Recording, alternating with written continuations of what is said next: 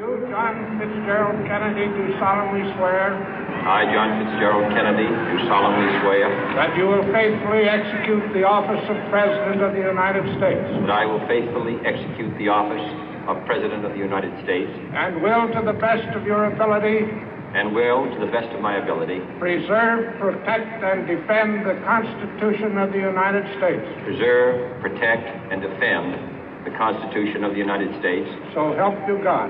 So help me God.